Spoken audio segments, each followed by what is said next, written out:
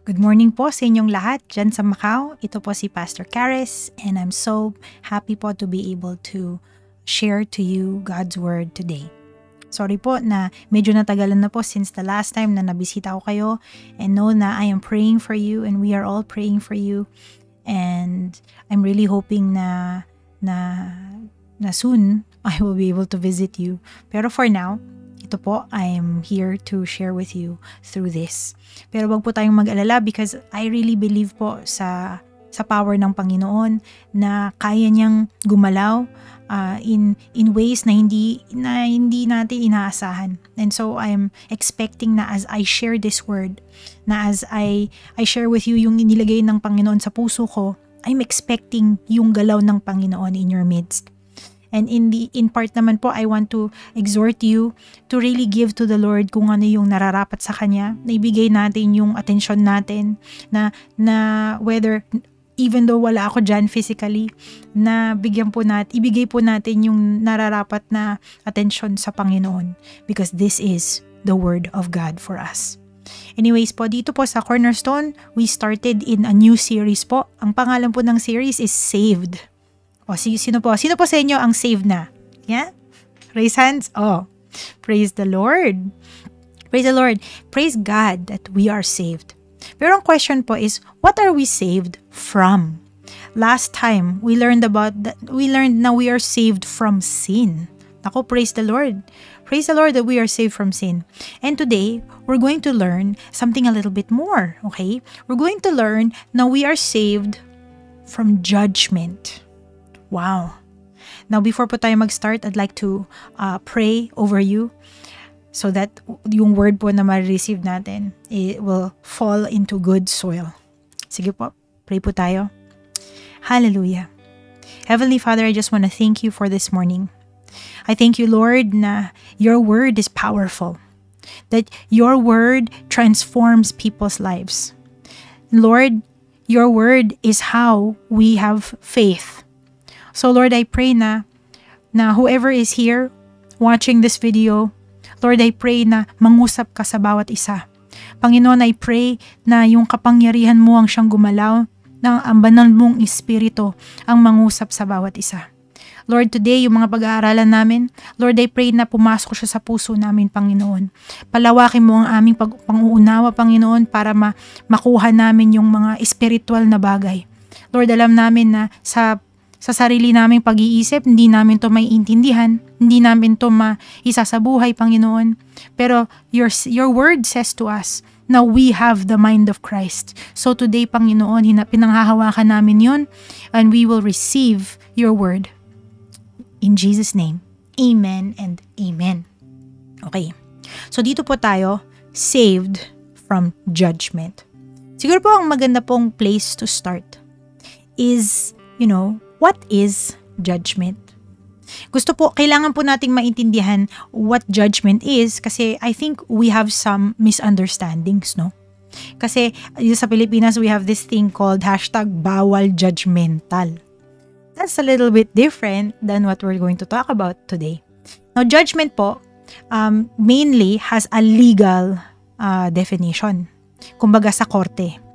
Yung definition po ng judgment is na ito po yung final decision made by a judge or by a court na either guilty ka or not guilty. And then sasabihin kung may punishment ba, may compensations bang babayaran, may mga penalties ba, may pupunta ba sa preso. So these are judgments, and judgments are commonly final.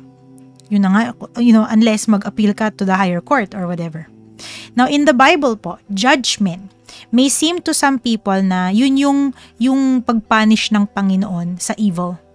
Yung puot at galit ng Panginoon. And that's not wrong, okay? Pero I want you to understand po that judgment is bigger than yung punishment of God. Judgment is part of who God is. Judgment po is what God does.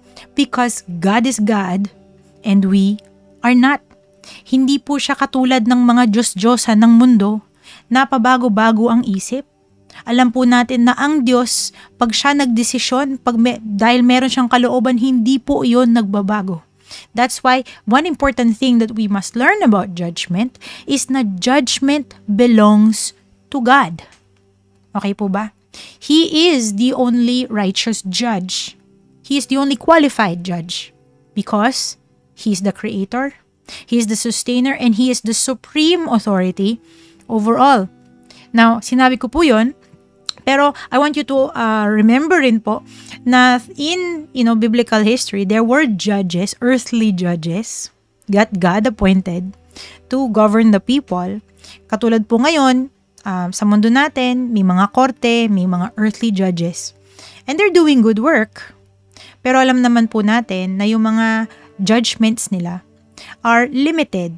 Kasi limited yung kanilang kaalaman. But God is not like that because He knows everything.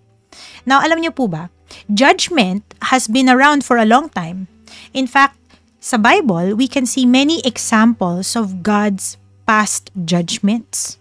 Kala natin, hindi pa natin nakikita. You remember po yung nangyari kay Adam and Eve nung pinalayas sila from the Garden of Eden? That was God's judgment. There was no more second chance, di ba? They had to leave. What else? Nung time ni Noah, nung nagkaroon ng flood at because napaka-evil nung mga people during the time of Noah, di po ba ang Panginoon ang nagdesisyon na sisirain niya yung buong mundo through a flood? Na yung mga, sasagipin lang niya yung ilang mga animals, pati yung family ni Noah. That was judgment. God judged Sodom and Gomorrah. God judged the land of Egypt. These are just some of the past judgments na nakita natin sa Bible. Now, I want you to understand po na yes, these judgments talagang makita mo yung galit ng Panginoon. Makita mo na this is not, God just doing whatever He wanted. This is in response dun sa disobedience ng tao. Each of these judgments display yung righteous anger ng Panginoon sa kasalanan. Now, in the present, actually, we can also see God's judgment. Alam niyo po ba na lahat ng namumuhay sa kasalanan ay nasa ilalim na ng judgment ni God? Yes po, even now. Even now, yung mga tao na that are living in sin, you are under judgment. Obviously po, hindi po siya fully poured out, pero hindi po to case ng innocent until proven guilty. Hanggang ngayon pa lang alam na ng Panginoon that we are guilty. How do I know that? Well, one of the very famous verses po is Romans 3:23. Sabi po doon, sapagkat ang lahat ay nagkasala at hindi naging karapat-dapat sa paningin ng Diyos. Guys, question ko po sa inyo, sino pong nag-decide na hindi karapat-dapat ang tao? Sino pong sino pong nagsabi na lahat ng tao ay nagkasala? Of course, the answer is, edi si God. Si God ang standard, si God ang nag-judge. And so, even now, in the present, ang bawat tao ay we have been judged already. And alam ng Panginoon na tayo ay makasalanan at nararapat na parusahan. At ano po ang parusa ng ating kasalanan? Romans 6:23 says, ang kabayaran ng kasalanan ay kamatayan. Wow. Recently po, there was a big natural disaster na nangyari sa Myanmar and marami ring naapektuhan in Thailand and other countries. And some people might ask, Pastor, are natural disasters God's judgment? I think this is a very fair question po. Pero I want to give you a very direct answer. I would say, no. I know po na marami po, usually pag may mga nangyayaring ganyan, people will say, naku, ayan na. Nandyan na ang judgment ng Panginoon. I would say po na mag-ingat po tayo na sabihin natin that natural disasters are the judgment of God. Okay? Yes, they are evidence ng consequence of sin. Pero hindi pa tapos ang lahat, guys. Therefore, it's not judgment yet. Kasi meron pa tayong chance na, magbalik loob sa Panginoon. These people sa Thailand, sa Myanmar, which is a Buddhist country, yes, this natural disaster has happened and is terrible. Severe loss of life. Lots of people have lost their homes, But even then, there is a chance for them to turn to the Lord. And so, this is a horrible natural disaster. It is a picture of the fallenness of this world. But there is still hope. So, ingat po tayo na sabihin natin yung mga natural disasters are judgments of God. Hindi po tayo Diyos para sabihin yun. Pero po, in the Bible, there are several times in the Bible we were told of coming judgment. And perhaps po, this is the judgment that most people are talking about when they talk about judgment. For example, 2 Corinthians 5:10 tells us that there will be judgment of believers. Tayo po ba believer? Tayo po ba anak ng Diyos? Amen? Alam niyo po ba na tayo po will be held accountable to our actions, to our words? Pero yung judgment po sa atin, hindi po siya magiging about punishment. It will be about reward. O sino po sa inyo ang gustong magkaroon ng magka-reward? O di po ba? Well, alam niyo po, let me give you some hope na Judgment Day is not a day of fear for believers. It is a day of rejoicing. It will be a day of finally, Lord. Bakit? Because then, whatever we have sacrificed, whatever we have, yung mga bagay na we had to let go of for the sake of Christ. Nako, ito na ang ating reward. When the Lord comes and He says to us, well done, good and faithful servant. What else? We talk about yung judgment ni Satan. Alam niyo po ba na just like any bad guy in any story, even Satan, meron po siyang ending. He has a final ending. We know it in Revelation chapter 20. After 1,000 years na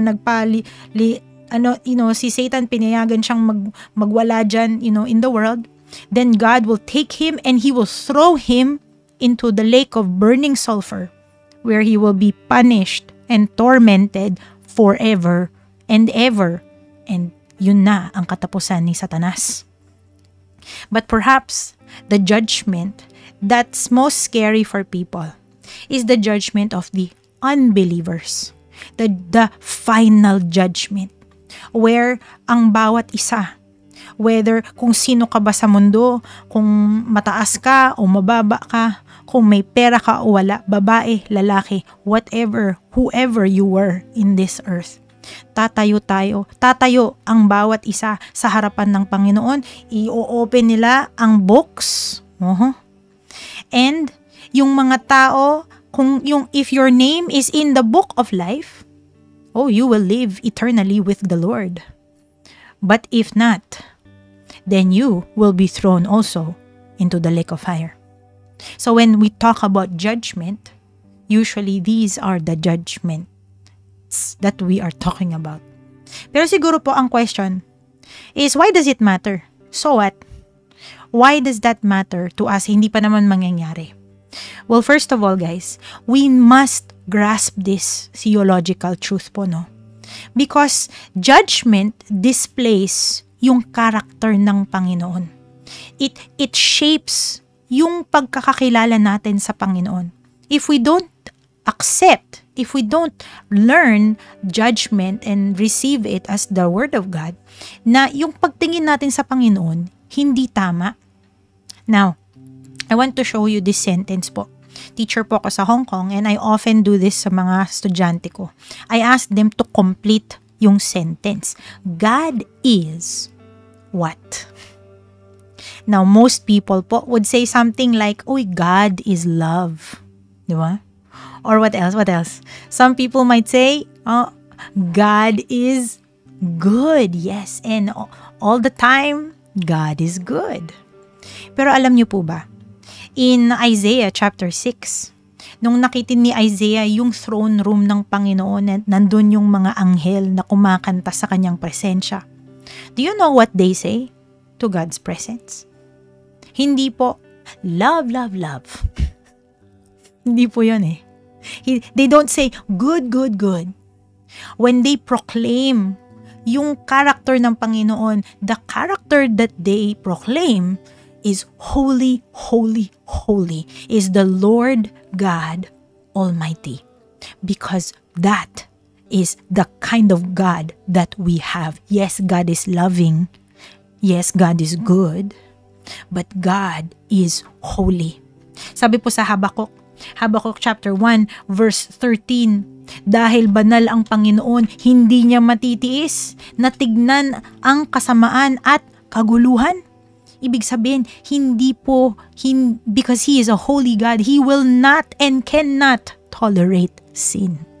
Hindi po siya okay. Hindi po niya sasabihin ever sa atin na, oh, that's okay, nagkasala ka, it's okay for me, mahal pa rin kita. No, guys. God hates sin. God hates sin. A question you might ask is, kung holy ang Panginoon, kung ayaw niya sa makasalanan, ayaw niya sa mga masasama, then why does God allow yung mga, bakit parang ang saya-saya ng mga masasama sa mundo? Diba? Tumingin ka dun sa mga corrupt na tao, yung mga greedy na tao, yung mga tao na they are abusing, kung ano yung meron sila. Parang mas masaya pa sila sa mga taong makadiyos, mga namumuhay ng tama, di ba? Well, some people might say, natutulog ba ang Diyos? But alam niyo po, judgment reveals to us a very important truth that God won't tolerate the wicked forever. Kaya nga po, wag na po tayong madala ng galit na parang the wicked are able to live happily. Because pagdating ng Panginoon, vengeance will be His. Itatama ng Panginoon ang lahat ng bagay na hindi tama sa kanyang paningin. But po, there's one more reason why judgment should matter to us. Judgment matters because it is the bad news of the good news. Marami po sa atin, alam naman po ang John 3:16, di po ba? Sino pong hindi alam? Ano po yung John 3:16? It says, God so loved the world that He gave His one and only Son, that whoever believes in Him will not perish, but have eternal life. Yun po ang John 3:16. Pero hindi po masyadong kilala yung John 3:18. Pero basahin ko po sa inyo. Sabi po dito, ang sumasampalataya sa Kanya ay hindi hahatulan ng kaparusahan. Ngunit ang hindi sumasampalataya ay hinatulan na. Kita niyo po yung yung tense niya, hinatulan na dahil hindi siya sumampalataya sa kaisa-isang anak ng Diyos. The good news of the gospel, mga kapatid, is na yung mga sumasampalataya sa Panginoon, sila ay maliligtas. And what's the bad news? Well, the bad news is, kung hindi ka sumasampalataya kay Kristo, hinatulan ka na. At ikaw ay hindi maliligtas. Guys, alam niyo po, some people, maybe you've heard it before na, ay, kung ang Panginoon mabuti, I'm sure naman na in the end, lahat tayo sasagipin niya. Kasi kung mabait siya, wala siyang ipapadala sa impyerno. Tama po ba yun? Well, guys, I would tell you na if there is no final judgment, then there's nothing good about the gospel. There would be no reason to be saved if there's nothing to save us from. Ilan po sa inyo nag-aral po ng Core 1, di po ba? And in Core 1, we ask the question, bakit ba tayo kailangang iligtas ni Kristo? Yes, mahal niya tayo. Yes, it displays His glory, yung kapangyarihan niya bilang Diyos. Pero one important reason why Jesus came to save us is because yung plano ng Panginoon is because judgment is coming. Alam niyo po, God's judgment, yung parating na judgment ng Panginoon, that is the reason why Jesus had to come to save us.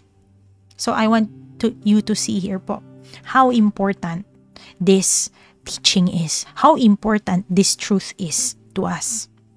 Pero one thing po that we should learn is, what does it mean to be saved from judgment? Alam niyo po, I believe po na theology and doctrine, may place po yan sa buhay ng bawat Kristiyano. And even if hindi po kayo magpapastor, hindi po kayo magiging Bible teacher, importante na naiintindihan natin kung ano ang ginawa ng Panginoon.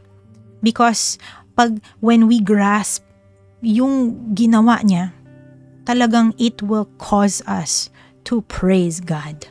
So I want to tell you a couple of things kung paano tayo sinave ng Panginoon.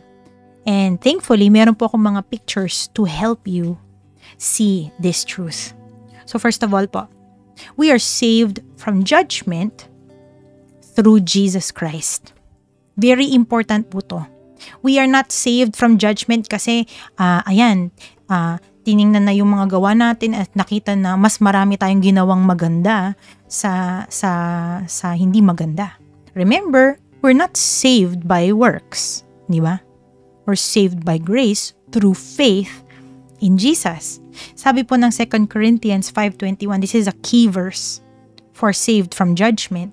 Sabi po, para sa ating kapakanan, ginawa niyang may kasalanan siya na hindi nakakilala ng kasalanan upang sa kanya tayo maging katuwiran ng Diyos.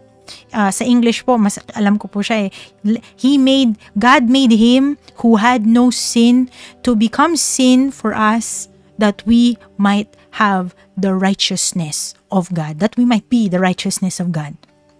To explain po what this verse means, I want to show you 3 pictures. First of all, I want you to look at this. This picture po, makita nyo, parang may cross, no? It's also the symbol for justice. Because if you want to look for a picture, a demonstration nung justice ng Panginoon, yung judgment ng Panginoon, look at what He did to His own Son. That is judgment. Inilagay niya kay Kristo yung puot na nararapat sa atin. So, hindi po tama pagsabihin natin na binaliwala ng Panginoon ang kasalanan. No, guys. Pinarusahan ng Panginoon ang kasalanan dahil ibinuhos niya yung kanyang wrath, yung puot niya kay Jesus. Okay? Now remember, Jesus was perfect. He did not deserve what happened to Him. But that is what He willingly did for you and for me. But I want you to see po, being saved from judgment does not just mean na hindi na tayo papaluin, hindi na tayo paparusahan ng Panginoon. There is also what I call this exchange that happens. Oh, I'm so excited. First of all po, I want you to see what happened. Okay? First of all, God credited our sin and our guilt and He put it kay Christ. I don't remember po, ano pong pangalan nung octopus card nyo dyan sa Macau? Diba, sometimes maglagay tayo ng pera doon sa octopus card, diba? O yun. Yun po yung sabihin ng credited. Our sin and guilt are credited to Christ. And yung righteousness naman ni Kristo ay na-credit sa atin. Hindi po natin deserve, hindi po natin na-earn, pero kinredit sa atin. Okay po ba? So, yung guilt, yung penalty ng sin, inilagay kay Kristo, tapos yung righteousness niya, binigay sa atin. And we receive this through faith in Christ Jesus. Do you know po what happens when you receive the righteousness of God? Do you know what that means? Na you have been saved from judgment? Alam niyo po, that means po that when God looks at us, when God looks at believers, okay po? When God looks at believers, He no longer sees our sin. He sees the righteousness of Christ. Today po is Sunday, and maybe, I don't know, maybe you're watching this some other day. Pero every time we gather and we worship, we are standing in holy ground. We're standing in the presence of God. And tandaan niyo po, wherever you gather and the presence of God is there, know this, na we have a privilege na hindi po naranasan ng maraming tao. Alam niyo po ba, in the Old Testament noon, once a year lang na napapasok ng tao ang banal na presensya ng Panginoon. Na kung may isang bahid ng kasalanan, papatayin yung taong yun. And yet, because we are covered by the blood of Jesus today, pwede tayong tumayo sa presensya ng Panginoon, pwede tayong magpuri sa presensya ng Panginoon, pwede tayong lumapit sa presensya ng Panginoon. So, talagang napaka-buti niya sa atin. This is what it means to be saved from judgment. Na iba na ang pagtingin ng Panginoon sa atin, iba na yung relationship natin. Kumbaga kung dati, tinuturing tayong kaaway, tinuturing tayong makasalan ng mga tao na kailangang, na kailangang parusahan. Now God treats us as children of God, co-heirs with Christ, that we are righteous and holy. To be saved from judgment, mga kapatid, it means that we are free. Hindi ko po alam sa inyo, some of you maybe you have experienced what it feels like na may utang. Di po ba ang bigat-bigat ng feeling? And kung may utang po kayo, I pray na you are working towards financial freedom, because I don't think that is a wonderful way to live. But guys, po, when you are saved from judgment, you have been freed from the worst debt in this world. This is a debt you will never be able to pay. That means po, we are forgiven from the penalty of sin. Hindi na po tayo kailangan magbayad ng itong utang na to, ha? Hindi yung utang mo, ha? Bayaran mo yung utang mo. Hindi na tayo magbabayad ng penalty of sin. Why? Kasi binayaran na ni Kristo. Amen? Hindi na tayo parurusahan, hindi na tayo mapupunta sa impyerno kung saan hindi na tayo hindi na tayo makakaranas ng grasya ng Panginoon. Why? Kasi ibinuhos na ng Panginoon yung parusa kay Jesus. Amen? So, to be saved from judgment means you have been forgiven. Hallelujah. What else? To be free means na you are made righteous. Sa theology po, sometimes we use this word that you are justified in the eyes of God. Alam niyo po, justification does not erase your sin. Okay? It means na the judge will say to you, ikaw, makasalanan kang tao. Nararapat kang puksain dahil sa kasalanan mo. Pero, dahil binayaran na ni Kristo, ikaw ay malaya na. Hallelujah. And so, yung pagtingin ng Panginoon sa atin, wow, you are not this sinner. You are not this shameful being. You have been made righteous. Hallelujah. That's why po, one of our favorite verses is Romans chapter 8 verse 1. Diba ba? There is now no condemnation for those who are in Christ Jesus. Can I hear an amen? Alam niyo po ba, sometimes, si Satanas, he will try to blackmail you into living in shame and fear. Sabihin niya sa'yo, pa-church ka dyan. Papuri-puri ka sa Panginoon, pero kilala kita. Diba ganito ka before? Pero alam niyo po ba, kung ikaw anak ng Diyos, wala siyang kapangyarihan over you. Wala siyang karapatan na gawin kang alipin because you are not a slave. You are no longer a slave to sin. You are not a slave to Satan. You are not a slave to your past because you have been forgiven, because you have been made righteous. There is now no condemnation. Hallelujah. I want you to tell the person next to you, you are not condemned. You are forgiven. Sige nga, sabihin natin. You are not condemned. You are forgiven. Hallelujah. Now, I just want to make clear po to you, just because there is no condemnation does not mean there are no consequences. It does not mean na you are free to live whatever you like. Alam niyo po, to be a child of God means to be a slave of righteousness. It means we have the power to say no to sin. And we have the power to say yes to righteousness. Wow, napakabuti po ng Panginoon na hindi po niya, He is not counting our sins against us. Instead, we are given grace. We are given mercy. Bigyan po natin palapak ang Panginoon. Hallelujah. Gusto ko po sanang pumalakpak pero hindi po magana sa microphone eh. Today po, I'd like to end by exhorting you to do two things. Alam niyo po, theology, any katuruan, any doctrine that we hear, pag talagang pumasok yan sa puso natin, pag nag-grasp natin siya by the power of the Holy Spirit, it really makes this effect na it will cause us to turn to the Lord.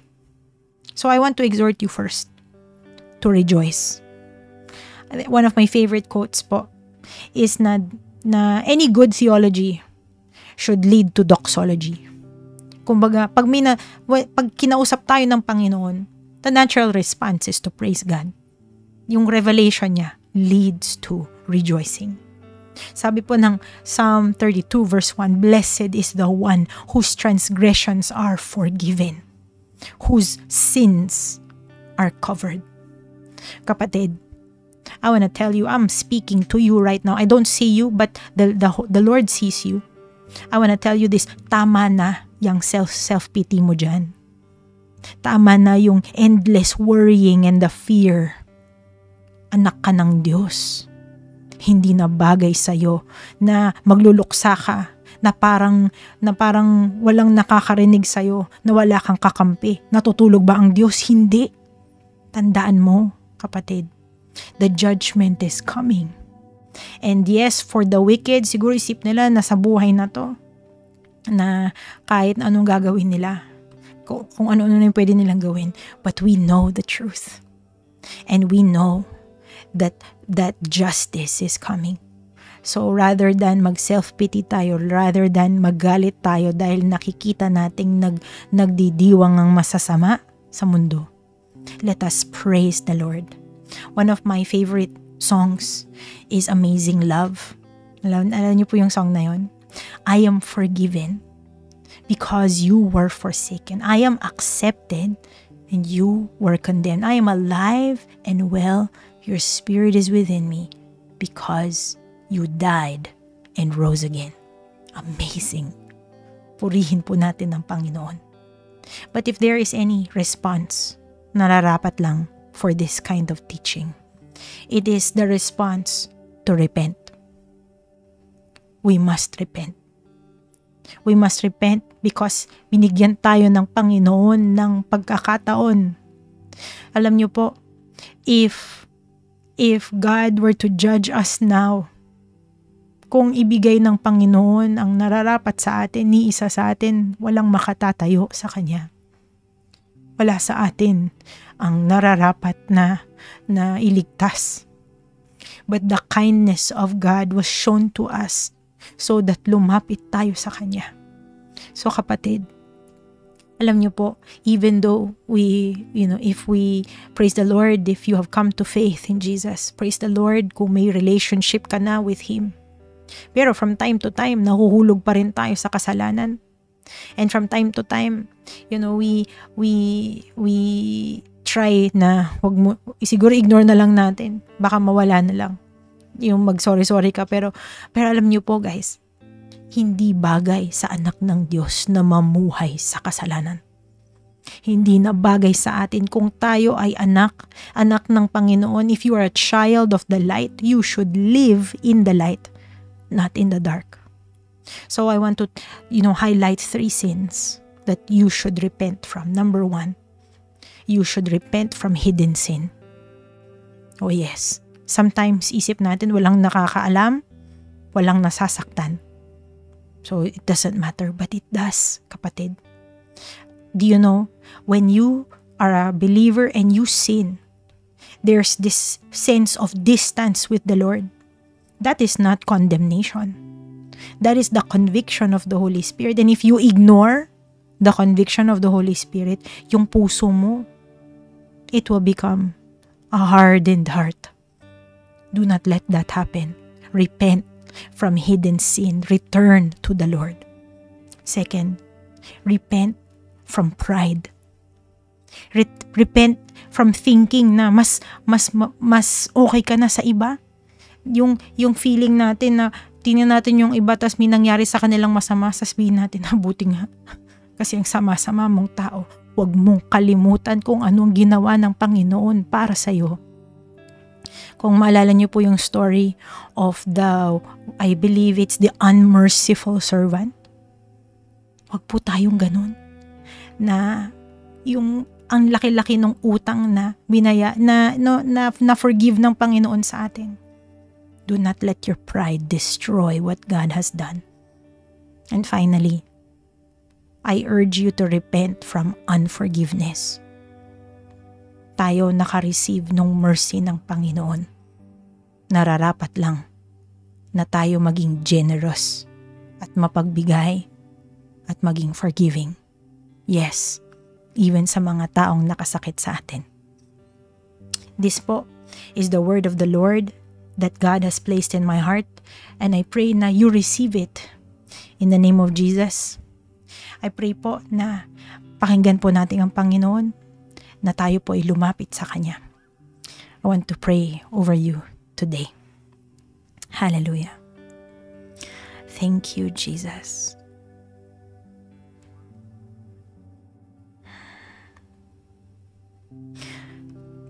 Lord, I thank you for your word. I thank you for the reminder of what you have done for us. Hindi po namin deserve yung ibinigay nyo. I pray na yung puso namin na mapuno siya ng ligaya, ng gratefulness. Napakabuti nyo sa amin. Naging napakatapat, napakabuti, Panginoon. Lord, patawarin mo kami. Patawarin mo kami na inabuso namin yung iyong grasya. Lord, alam namin na ikaw ay isang banal na Diyos. At hindi ka nagtotolerate ng kahit na anong kasalanan. Lord, help us to be holy as you are holy. Help us to live righteously in a way na will honor you. Lord, I pray a special prayer for my brothers and sisters dyan sa Macau. Whoever they are, right now, I pray na mangusap ka sa bawat isa. Lord, siyasatin mo ang aming mga puso at i-expose mo yung mga bagay na kailangan na naming i-let go, to surrender. Lord, I pray na hindi namin abusuhin ng grasya mo, na manatili kami sa kasalanan. But Lord, na talagang tuluyan kaming mag-commit ng sarili namin sa iyo. Because that is what you deserve. Lord, I pray all these things. I pray for your Holy Spirit to just move in this room right now. And I rebuke any work of the enemy. I rebuke any lie that he has put. I rebuke any shame. Lord, I rebuke any condemnation from the flesh. Because your Bible, the Word of God says to us, no, we are not condemned, that we have been made righteous. And so Satan, you leave in the name of Jesus. Your power is broken. These are children of God. They do not belong to you. Lord, be honored, be magnified, be glorified. In Jesus' name. Amen and amen. Hallelujah. Ito po ang salita ng Diyos. I want to encourage you po. Meron po akong mga questions, mga koinonia questions. And I pray po na magstay po kayo. And pag-usapan niyo po itong mga questions na to. And I would love to hear what God has done through this word to you. Once again, I hope po to see you soon. Sige po, blessings po sa inyo. We are praying for you.